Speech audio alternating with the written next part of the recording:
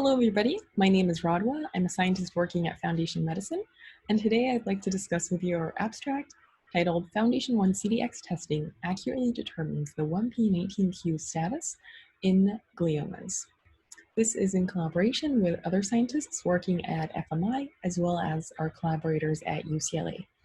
Our disclosures include that many of us are employees at Foundation Medicine and hold equity interest in Roche. As we all know, in gliomas, the presence of both IDH1 and 2 mutation as well as 1p19q codeletion is characteristic of oligodendrogliomas and confers a favorable prognosis and survival advantage. Typically, in order to detect mutations in IDH1 and 2, either sequencing or immunohistochemistry is used. And in order to detect 1p19q codeletion status, typically fluorescence in situ hybridization, otherwise known as FISH, is used. Our goal in this study was to assess the accuracy of 1p19q codeletion calling using Foundation Medicine's comprehensive genomic profiling platforms, which include both FoundationOne testing as well as our FDA-approved FoundationOne CDx testing. In order to address this goal, we performed next-generation sequencing using hybridization-captured libraries to achieve high uniform coverage in up to 395 cancer-related genes, including IDH1 and IDH2. We then ran a custom research-use-only algorithm to assess the 1p19q codeletion status from sequencing data. FISH 1p19q status was available for 463 samples, and thus concordance using between our algorithm and the FISH status was performed. As you can see in the table on the bottom, we had 3 cohorts, a cohort that was composed entirely of FoundationOne samples, a second cohort that was composed entirely of FoundationOne CDx samples, and a third cohort that was composed of samples that were tested using either FoundationOne or FoundationOne CDx samples. Unlike the third UCLA cohort, the first and second cohort underwent primary selection based on the availability of 1p19q status within the delivered pathology report. Finally, clinical outcomes were available for 519 patients and were used to calculate both the overall survival as well as the progression-free survival. I'm showing you here an example of a 1p19q codeleted sample. This sample was deemed to be codeleted both using FISH as well as our algorithm. As you can see both on the normalized coverage data plot as well as the SNP allele frequency plot, there is a strong signal for chromosome 1p and chromosome 19q, where you see that there is lower coverage as well as a lower minor allele frequency for both of these chromosome arms within this sample. If we look at the tile plot and specifically focus on the top plot, I am plotting the 1p19q status via FISH.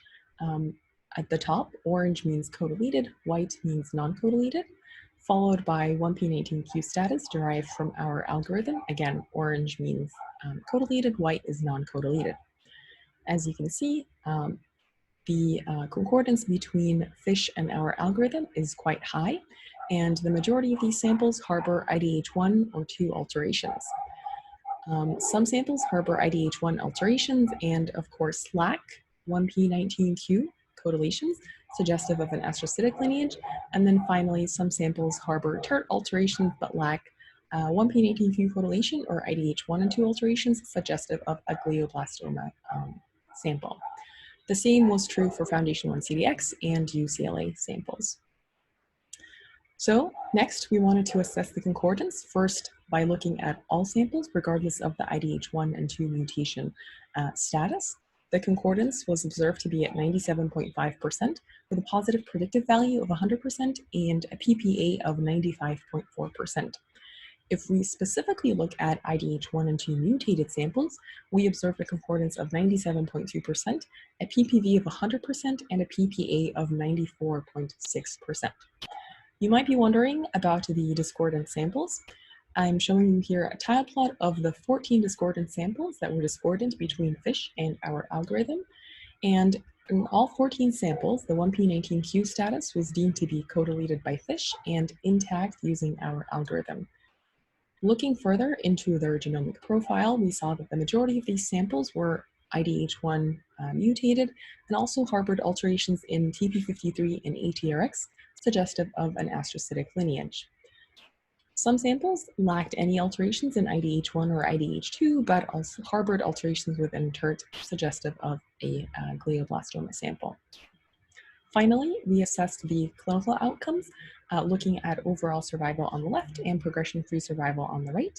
As you can see in light blue, the 1p19q codeleted IDH mutated samples had the best survival, followed by the 1p19q intact IDH mutated samples, and of course IDH1 and 2 wild type in orange had the worst overall survival.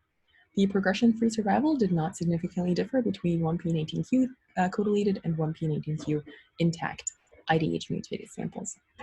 So to conclude, we showed that FoundationOne and FoundationOne CDx testing can accurately determine the 1p19q codeletion status, in addition to providing information about other genomic alterations. And patients with this FoundationOne or CDx-derived codeletion did show an increase in their overall survival compared to their intact counterparts. Finally, we are grateful for all the study participants who permitted the use of their samples for research, and please do feel free to get in touch at my email below. Thank you for your attention.